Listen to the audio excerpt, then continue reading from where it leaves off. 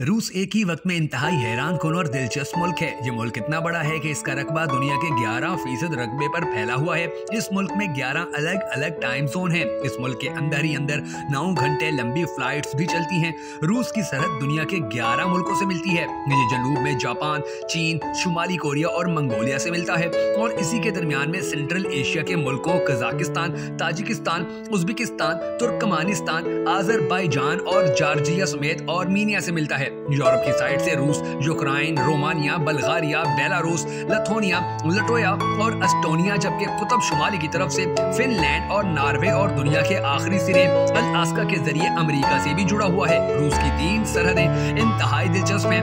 ये Saint Petersburg से होता हुआ फिनलैंड से मिलता है। पीटरबर्ग से ट्रेन या फेरी के जरिए फिनलैंड जाना एक बहुत ही रोमांचक तजुर्बा है। नॉर्वे और रूस के एक शहर के दरमियान 10 मिनट का फासला है। लोग ये फासला पैदल अबूर नहीं कर सकते। चनाचा ये रूसी इलाके से साइकिलें लेते हैं। इस साइकिल पर नॉर्वे में दाखिल होते हैं और फिर साइकिल सरहद पर फेंककर आगे रवाना हो जाते हैं। सोरो रेंजर शहर दुनिया में बेकार साइकिलों का सबसे बड़ा कब्रिस्तान बन चुका है। इस शहर में साइकिलों के ढेर की वजह एक अलग मयार है। रूसी साइकिलें यूरोपियन मयार के मुताबिक नहीं होती। चनाचा नॉर्वेजियन अथॉरिटी रूसी साइकिल आगे ले जाने की इजाजत नहीं देती, लिहाजा ये उन्हें सरहद पर फेंककर आगे जाते हैं। अमेरिकी रियासत अलास्का और रूस के दरमियान भी पानी का छोटा सा चैनल है। चैनल के दोनों साइड से फेरी भी चलती है और छोटे जहाज भी। ये 20 मिनट का फासला है, लेकिन दोनों के दरमियान 24 घंटे का फर्क है। आप यूं ही रूस से अमेरिका में दाखिल होते हैं तो आप 24 घंटे आगे चले जाते हैं। दुनिया में जंगलात का सबसे बड़ा जखीरा भी रूस में ही मौजूद है।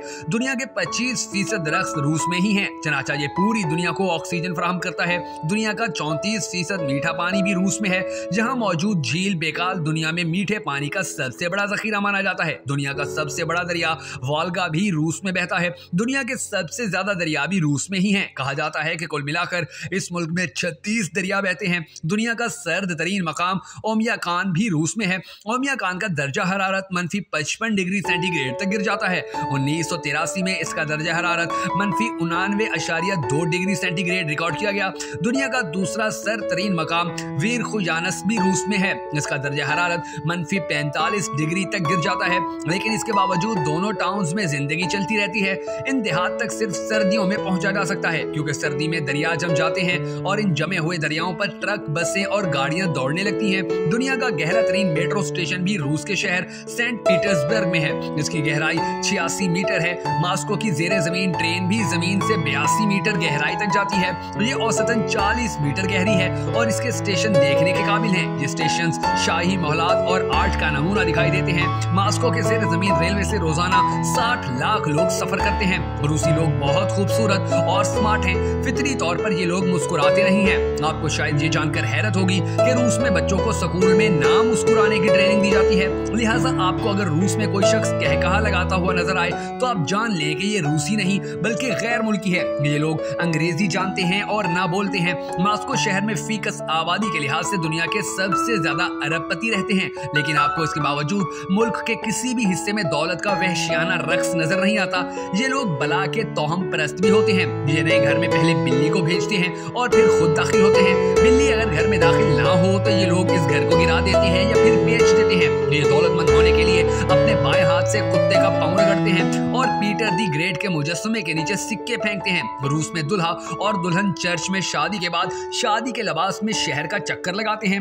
ये लोग आहिस्ता बोलते और मेहमान नवाज होते हैं। मास्को शहर में सिर्फ 80 दिन, जबकि सेंट पीटर्सबर्ग में 56 दिन सूरज निकलता है, जबकि बाकी पूरे मुल्क में साल के बाकी दिन धुंध, बादल और बारिश रहती है। ये लोग औलाद को तरसे हुए हैं। हुकूमत 2 बच्चे पैदा करने वाले खानदान को $10,000 के बराबर रकम इनाम देती है। 3 बच्चों के खानदान को बिग फैमिली समझा जाता है और हुकूमत बिग फैमिली को VIP खानदान डिक्लेयर कर देती है। बिग फैमिली को ट्रांसपोर्ट की फ्री सर्विस, पार्किंग फीस की माफी, थिएटर के मुफ्त पास और साल में 10-15 दिनों के लिए छुट्टियों की मुफ्त सहूलत दी जाती है। वालिदैन किसी भी रूसी रियासत में किसी भी तफरीही मकाम पर मुफ्त छुट्टियां गुजार सकते हैं। रूस में साइबेरियन ट्रेन के नाम से एक हैरान कुन ट्रेन भी चलती है। ये दुनिया का लंबा तरीन रेलवे सफर है।